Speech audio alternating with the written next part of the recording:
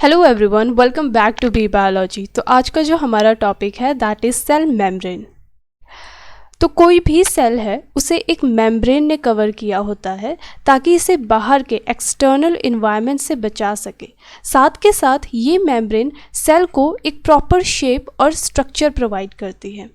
अगर मैं इस मेम्ब्रेन को डिटेल में देखूं तो मेम्ब्रेन कुछ इस तरीके से दिखाई देगी। इसमें दो लेयर्स होती हैं, एक ये वाली लेयर और दूसरी ये वाली लेयर। ये जो दोनों लेयर्स है इसको हम लिपिड बाइलेयर बोल देते हैं। यानी कि ये जो लेयर है ये किससे बनी है? लिपिड से बनी है। और ये लिपिड दो लेयर्स में अरेंज्ड है। बाई का मतलब टू। जो लिपिड्स होते हैं वो भी डिफरेंट टाइप के हो सकते हैं। तो मेम्ब्रेन में जो मेजर कंपोनेंट है वो लिपिड का वो है फॉस्फोलिपिड। यानी कि जो सेल मेम्ब्रेन है वो मेजरली फॉस्फोलिपिड से बनी है। अब तो हम ये भी बोल सकते हैं कि जो लिपिड है वो क्या है? फॉस्फोलिपिड बाइलेयर है या फिर लिपिड बाइलेयर है। अगर फॉस्फोलिपिड को डिटेल में देखें तो फॉस्फोलिपिड कुछ इस तरीके से दिखाई देगा। इसमें एक पोलर हेड होता है जो कि ये रहा। ये पोलर हेड वाटर लविंग होता है और इसको हम हाइड्रोफिलिक भी बोल देते हैं, क्योंकि हाइड्रोफिलिक का मतलब होता है water loving. Hydro means water and philic means loving. Similarly एक और इसमें स्ट्रक्चर है जिसे हम नॉन पोलर टेल बोलते हैं। नॉन पोलर है यानी कि इसे पानी बिल्कुल भी पसंद नहीं होगा, इसलिए ये जो टेल होती है ये हाइड्रोफोबिक होंगी, इन्हें वाटर बिल्कुल भी पसंद नहीं होगा। इसका मतलब हाइड्रोफिलिक जो हेड है इसके आसपास अगर पानी हो भी तो भी इसे कोई फ़र्क नहीं पड़ेगा। यहाँ पे भी अगर मैं वाटर बना दूँ तो इस हाइड्रोफिलिक हेड को ये पानी बहुत पसंद है।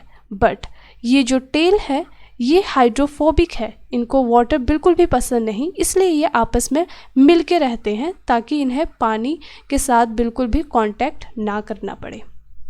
तो ये तो हो गई हमारे पहले कंपोनेंट की बात जो कि है फॉस्फोलिपिड। तो हमारी मेम्ब्रेन एक तो फॉस्फोलिपिड से बनी होती है, ये बात हमने देख ली।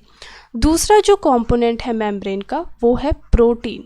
यानी कि फॉस्फोलिपिड के अलावा जो हमारी सेल मेम्ब्रेन है वो प्रोटीन से भी बनी है। अब जो प्रोटीन्स है वो या फिर इंटीग्रल हो सकते हैं या फिर पेरिफेरल हो सकते हैं। इंटीग्रल प्रोटीन वो प्रोटीन होते हैं जो कि मेम्ब्रेन के अंदर पूरी तरीके से एम्बेडेड होते हैं, यानी कि पूरी तरीके से मेम्ब्रेन के अंदर तक ये होंगे। बट पेरिफेरल प्रोटीन्स वो होते हैं जो कि सिर्फ और सिर्फ सरफेस पे ही दिखाई देंगे। ये मेम्ब्रेन के बाहर की तरफ होंगे, अंदर की तरफ नहीं होंगे। या फिर हम ये कह सकते हैं कि इंटीग्रल प्रोटीन मेम्ब्रेन में बरीड होंगे बट पेरिफेरल प्रोटीन बरीड नहीं होंगे, मेम्ब्रेन के ऊपर सरफेस पे लगे हुए होंगे। अगर मैं इसको डिटेल में यहाँ पे देखूँ सेल मेम्ब्रेन को तो कुछ इस तरीके से दिखाई देगा। ये रेड कलर में हमारे आ गए फॉस्फोलिपिड बाइलेयर। सिमिलरली हमारे पास प्रोटीन्स हैं।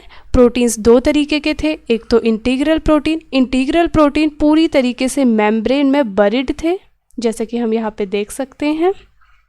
और जो पेरिफेरल प्रोटीन थे, पेरिफेरल प्रोटीन सिर्फ मेम्ब्रेन के सरफेस पे ही आपको नज़र आएंगे, राइट।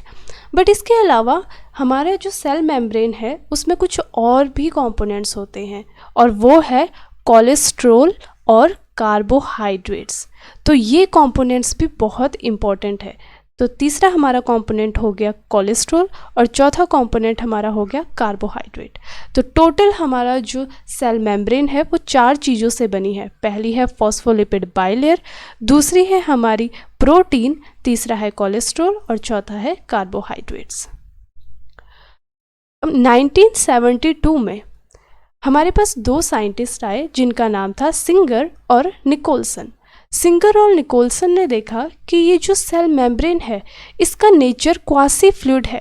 क्वासी फ्लूइड का मतलब ना ये मेम्ब्रेन ज़्यादा सॉलिड है और ना ही ये मेम्ब्रेन ज़्यादा लिक्विड है, ये इनके बीच में आती है। तो ऐसी मेम्ब्रेन को क्वासी फ्लूइड बोला जाता है। और ये जो करेक्टरिस्टिक फीचर है मेम्ब्रेन का, ये बहुत ही इम्पॉर्टेंट है इस सेल मेम्ब्रेन को फंक्शन करने के लिए। तो इन्होंने इस मॉडल का नाम दिया फ्लूइड मोज़ाइक मॉडल, क्योंकि ये जो सेल मेम्ब्रेन है ये एक फ्लूइड की तरह है। जैसे पानी में कोई भी चीज़ एक जगह से दूसरी जगह तक आराम से पहुंच जाती है, उसी तरीके से सेल मेम्ब्रेन में भी कोई भी चीज़ एक जगह से दूसरी जगह ईजिली जा सकती है। लेट अस सपोज अगर ये मेम्ब्रेन है, यहाँ पे ये प्रोटीन यहाँ पर पड़ा हुआ है, तो कुछ टाइम बाद ये प्रोटीन अपनी पोजीशन चेंज करके दूसरी जगह भी जा सकता है।